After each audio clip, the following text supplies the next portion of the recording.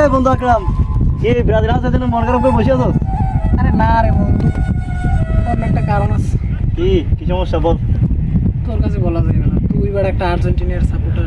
ধর বেড়া যা বন্ধু, বেড়া ব্রাজিল আর্জেন্টিনা সাপোর্টার এগুলা কি বল?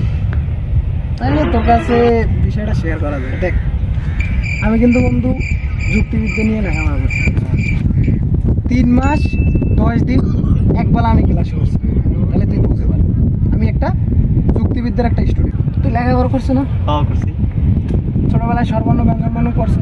অবশ্যই। স্বরবর্ণ কি? এই সরাসরিয়া ব্যঞ্জন বর্ণ, এই ক খ গ বর্ণ। এটা সরাসরি থেকে না শুরু হয়ে রসে দীর্ঘ থেকে শুরু হতে পারতো। ধর বেড়া, এটা কি সম্ভব না? ব্যঞ্জন বর্ণ কখ থেকে না শুরু হয়ে মুখ দিয়ে শুরু হতে পারতো। ধর বেড়া, উল্টো পাল্টা কথা বলো কি ওগুলা?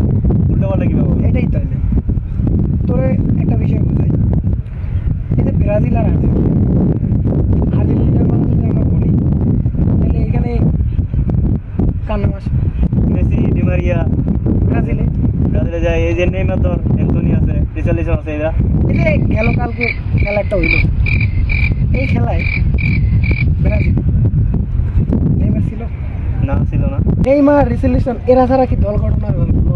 ধর বেড়া, কেন হবে না? না হইলে কি এটা কালকে খেলতে গেছে? এটা তো একটা নামে দল। এই যে তুই আমার যুক্তিটা বুঝলি না, আমি তোরে কইছি না তুই বুঝবি না, তুই আমার ধর বেড়া, উল্টা পাল্টা যুদ্ধ খেলে কিভাবে বুঝবো? আন্দাজি। এই যে তোমার স্বার্থে আঘাত পড়ছে, এখন তুমি বুঝতেছো না। এখানে সাতের কি আছে? তুই ওই যে খেলার মধ্যে খেলার মধ্যে যদি কখন টেনে নিয়ে আসে তারিখ হবে? ধর বেড়া, এটা যুক্তি হলো? ধ্যাৎ। আসলে ব্যাপারটা এমন, এই দুনিয়ায় স্বার্থে যদি আঘাত পড়ে, যুক্তি তো দূরে থাক, ভালোবাসা মানুষ কি আর করে না। আজকে আর কিছু বলবো না।